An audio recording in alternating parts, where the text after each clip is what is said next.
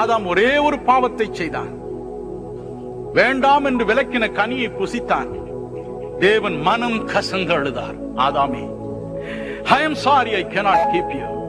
நீ இந்த இடத்தை விட்டு அகன்று விடு என்று சொன்னார். மோசே, கன்மலையை பார்த்து பேசு என்று எண்ணாகம் 20:8 சொன்னார். எண்ணாம் 20:11 மோசே கன்மலையை அடித்தான். 12ஆம் வசனம் சொல்கிறது, தேவன் விசனம் அடைந்தார். ஏன் அதை செய்தாய்? நீ கானான் தேசத்தில் பிரவேசிப்பதில்லை என்று சொன்னார். எனக்கு அருமையானவர்களே, ஒரே ஒரு பாவம், ஒரே ஒரு மீறுதல் தீர்க்கதரிசியின் வாழ்க்கை கரைப்படுத்துகிறது. ஆகவே அவன் என்ன செய்கிறான்? அதன் பிறகு தேவனுடைய குரலை கேட்க முடியவில்லை. வானம் இருண்டு போய் காணப்படுகிறது. அதற்கு மேல் அவருடைய குரலை கேட்க முடியவில்லை. ஆகவே எசேக்கியேல் 13:3 சொல்லுகிறது போல தன் இருதயத்தில் இருப்பதையே எடுத்து அவன் உரைக்க ஆரம்பிக்கிறான். தேவன் தந்த வார்த்தைகளை அல்ல, தன்னுடைய மனதில் உள்ளத்தில் இருப்பதை எடுத்து எழுத ஆரம்பிக்கிறான். அந்த எல்லாம் தவறாய் முடிகிறது. ஆலயங்களில் குழப்பங்கள் நடக்கின்றன, ஜெப கூட்டங்களில் குழப்பங்கள், வீடுகளில் குழப்பங்கள். மனைவிமார்கள் புருஷனுக்கு கீழ்ப்படியாமல் போகிறார்கள். ஏனென்றால் அந்த பிரசங்கியார் அப்படி சொன்னார் என்கிறார்கள். புருஷர்கள் வீட்டை விட்டு ஓடிவிடுகிறார்கள். காரணம், அந்த பிரசங்கியார் சொல்லிவிட்டார், உன் மனைவி தவறான நடத்தியுள்ளவள் என்று. இருதயத்தில் உள்ள காரியங்களையே எடுத்துரைக்கிறான். மதிகேட்டினால், மதிகேடு, folly.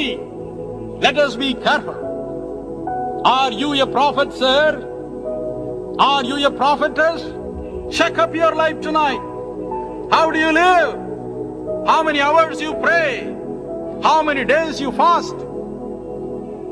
Watch out your life. தேவன் இன்று உன்னை பயன்படுத்தினதினால், இன்று உன்னுடைய வாயில் இருந்து ஒரு தீர்க்கதரிசனம் புறப்பட்டதினால் எப்படி வேண்டும் என்றும் நான் வாழலாம் என்று மனதில் நீ கனவு கொள்ளாதே. There is no guarantee that God will speak through you tomorrow if you lose your sanctification and holiness. You have to be holy.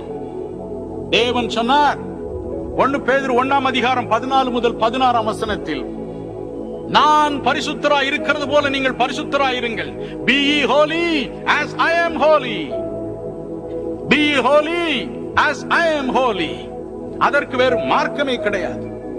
வேதம் சொல்கிறது, லேவியராகமம் 22:32 நான் உங்களை பரிசுத்தமாக்குகிற கர்த்தர். எபிரேயர் 13:20 அப்படி சொல்கிறது, நான் உங்களை பரிசுத்தமாக்குகிற கர்த்தர். சமாதானத்தின் தேவன் உங்களை பரிசுத்தமாக்குவார் என்று எழுதியிருக்கிறது. நாம் பரிசுத்தத்தை நாடுவோம். சுவாமி, எனக்கு இந்த பரிசுத்தத்தை தாரும். ஒரு சமயம் ஒரு